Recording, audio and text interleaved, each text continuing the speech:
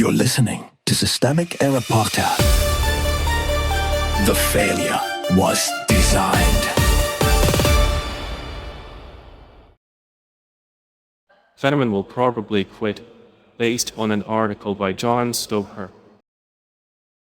John Fetterman and the Politics of Manufactured Relevance. A senator sharping for attention. John Fetterman is reportedly flirting with parties which talk again, this time tying it to whether Democrats would make opposition to Israel part of their official platform. His critics say he already acts like a Republican on the issues that matter to Republican media, while his defenders point out the ugly reality. He still votes with Democrats most of the time, and a hard break would likely make him useless to both sides. That is the frame. The real story is not a dramatic ideological conversion. He is a senator with one eye on Fox News, one eye on donor-class politics, and both hands on the lever of institutional ambiguity. Power is the point. Fetterman does not hold power because he is a charismatic lone wolf. He holds power because he is a Democratic senator in a closely divided system where a single seat can shape control of the chamber.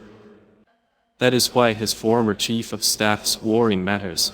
If Democrats win the Senate by one seat, Fetterman could become a majority maker.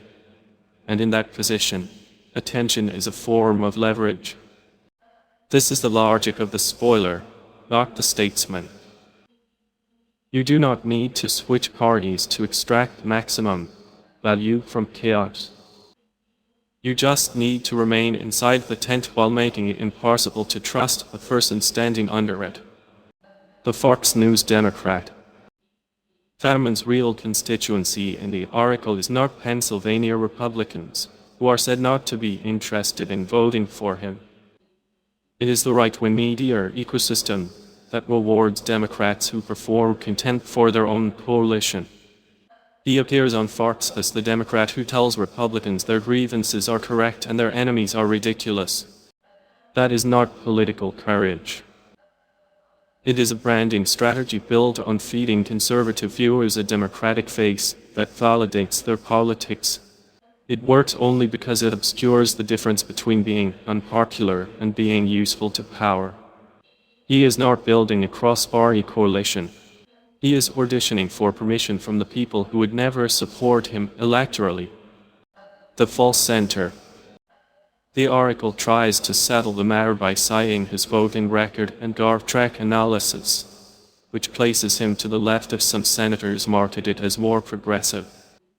That is the kind of data point that looks clarifying and often does the opposite. It tells us that ideological labels are too crude for a senator whose job seems to be contradiction as method. What matters is not whether he is really left or right in a spreadsheet sense. It is what he normalizes. He normalizes disdain for progressive critics, alignment with border security politics, support for war, and the cheap political currency of calling Democratic alarm over Trump TDBS. That is not moderation. It is a deliberate effort to turn the Democratic brand into a vehicle for Republican rhetorical comfort. Democratic weakness gives him room. This story also exposes a larger failure inside the Democratic coalition. A senator like Fetterman only thrives when Democrats tolerate ambiguity as a substitute for discipline. If the party cannot clearly defend its own institutional purpose, then a member can spend months publicly auditioning for hostile media, insulting his base, and still remain inside the coalition with few immediate costs.